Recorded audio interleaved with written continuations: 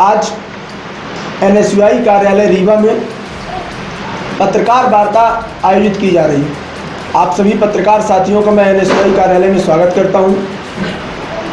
विषय कुछ इस प्रकार से है कि विगत कुछ दिनों पहले विश्वविद्यालय अवधेश प्रताप सिंह विश्वविद्यालय PhD इंट्रेंस एग्ज़ाम होता है, उसका परीक्षा परिणाम घोषित करती है और उसके प्रवेश के लिए एक इंट्रेंस एग्ज़ाम की व्यवस्था होती है। एग्ज़ाम चालू हुआ, एग्ज़ाम के डेट के 2 दिन पहले तक लगातार डेट बढ़ती गई, डेट बढ़ाई गई। मतलब अगर 6 तारीख से पेपर है तो सोचिए 4 तारीख तक इन्होंने फॉर्म ही भरते रह गए, लगातार डेट बढ़ाते रहे, लगातार डेट बढ़ती रही। 20 दिन तो कंटिन्यू डेट बढ़ी।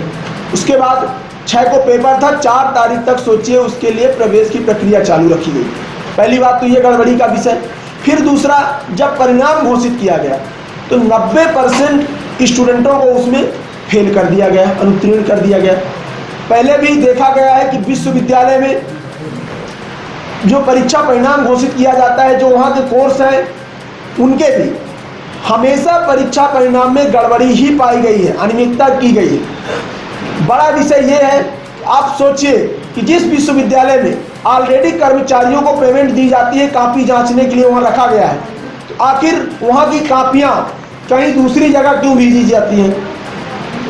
वहाँ की कापियाँ भेजी जाती हैं दूसरी जगह और वहाँ जो कर्मचारी हैं उसी की पेमेंट ले रहे हैं क्योंकि उनको कापी जांचने के लिए रखा गया है। तो फिर हमारा जो अधिकार है, जो हमारी कापियाँ हैं, वो कहीं दूसरी जगह क्यों जा रही हैं? वो एजेंसी क्यों जांच रही है? तो फिर आप यहाँ के कर्मचारियों को मुक्त कर दीजिए। ये बड़ा घपला आखिर किसके इशारे पे हो रहा है और कौन करवा रहा है? अब सोचिए, एंट्रेंस एग्जाम होता है PhD का, उसका परिणाम घोषित किया जाता है और 90% से ज़्यादा उसमें छात्र अनुत्तीर्ण हो जाते हैं। जब छात्रों ने इसका विरोध किया तो विश्वविद्यालय ने कहा कि इसको हम संज्ञान में लेंगे और संज्ञान में लेने के बाद जो भी इसका वो निकलेगा उसको हम सामने लाएंगे। लेकिन अभी तक हफ्ते से ज़्यादा बीत चुका है समय, किसी भी प्रकार से कोई भी प्रतिक्रिया सामने नहीं आई। विश्वविद्यालय चुप्पी साधे बैठा हुआ है। विश्वविद्यालय चुप्पी क्यों साधा है? चुप्पी साधने का मतलब यह दर्शाता है कि कुछ ना कुछ गड़बड़ी है और वो अपनी गड़बड़ियों को छुपाने का काम कर रहे हैं। विश्वविद्यालय से हमने भी बात की कि भैया क्या गड़बड़ी है, ऐसा क्यों हो रहा है? अगर आप कुछ कर सकते हैं तो ठीक है, नहीं कर सकते तो हम छात्रों के साथ आंदोलन करने का काम करेंगे। वहाँ पे कोई जवाब नहीं आया। उन्होंने कहा कार्रवाई की प्रक्रिया चालू है, कार्रवाई होगी। जो 90% छात्र छात्राओं को फेल किया गया वो वास्तव में उसके हकदार थे। बहुत सारे छात्र ऐसे हैं जो हकदार थे। अब बड़ा विषय ये है कि आखिर पास कौन हुए? जो 10% पास हुए वो सिर्फ पास हुए जो हमारे उप मुख्यमंत्री जी के करीबी हैं, उनके खास हैं, उनकी फ़ोटो भी उपलब्ध है साथ में, कि मतलब जो वही PhD के हकदार हैं जो आज के सत्ता पक्ष के साथ में काम कर रहे हैं। शिक्षा को बेचने का काम किया जा रहा है। जो वास्तव में हकदार है उसका हक छीना जा रहा है और जो नेताओं के आगे पीछे घूमने का काम करते हैं उन्हें PhD का परीक्षा पास करने के किया जाता है। यहाँ तक कि ऐसे भी लोग हैं जो डिप्टी CM जी के अपोजिट काम करते हैं BJP में ही, उनको तक फेल किया गया है, लेकिन जो उनके साथ रहते हैं वो पास हैं। तो ये तो एक बड़ा सवाल पैदा करता है कि आखिर अब ये जो शिक्षा का मंदिर है यहाँ भी राजनीति होने लगी है। आखिर ये जो पास हुए हैं लोग वास्तव में क्या हकदार थे? मतलब जो RSS का डंडा झंडा लेके चलेगा वो टीचर होगा, प्रोफेसर होगा, कुलपति होगा, और जो वास्तव में छात्र होगा वो किसी भी प्रकार से कोई छात्र नहीं कहलाएगा।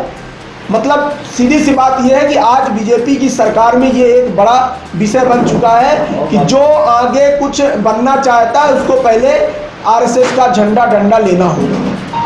इसका NSUI खुले तौर पर विरोध करती है। हमारी मांग ये है, NSUI मांग ये करती है कि जो वहाँ परीक्षा परिणाम घोषित किया गया है उसे फिर से रोका जाए, चाहे ये परीक्षा दोबारा कराएं, चाहे पुनर्मूल्यांकन की प्रक्रिया चालू करें, जैसे उस बार किया गया था कि CCTV कैमरे लगाकर और कैमरे के सामने कापी चेक की गई थी। उस तरह का प्रावधान किया जाए और विश्वविद्यालय जल्द से जल्द कापी जंचवाने का काम करे। NSUI निश्चित रूप से बड़े आंदोलन की तैयारी कर रही है। अगर एक हफ्ते के भीतर विश्वविद्यालय इस पर कोई लिखित जवाब नहीं देती है तो एनएसयूआई निश्चित रूप से बड़ा आंदोलन करेगी। लेकिन जो छात्र छात्राएं हैं उनके साथ करेगी, क्योंकि ये छात्र छात्राएं परेशान हैं और बहुत दिन से मेरे पास भी फोन आ रहा है। आज इसीलिए हम पत्रकार वार्ता आयोजित कर रहे हैं। पत्रकार वार्ता के माध्यम से आज हम विश्वविद्यालय प्रशासन को चेताना चाहते हैं कि आप तैयार हो जाइए, चाहे आप पुनर्मूल्यांकन की प्रक्रिया को चालू करिए, चाहे परीक्षा पुनः कराने का काम करिए, लेकिन अगर किसी विशेष दल और सत्ता पक्ष के इशारे में आप काम करोगे। कुलपति महोदय वीडियो जारी करते हैं कि आरएसएस की रैली निकलनी है, सभी स्टूडेंटों को, सभी प्रोफेसरों की उपस्थिति अनिवार्य है। मतलब किसी संगठन के लिए व्यक्तिगत काम कर रहे हो आप, सरकार की सैलरी ले रहे हो, शिक्षा के मंदिर में बैठे हुए हो आप। आखिर ये क्यों किया जा रहा है?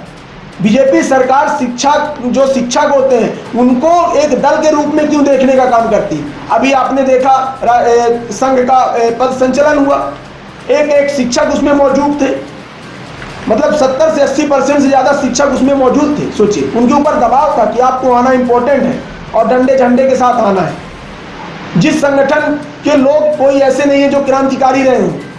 कोई एक क्रांतिकारी का नाम बता दीजिए जिसने आरएसएस में काम कर रहे हो।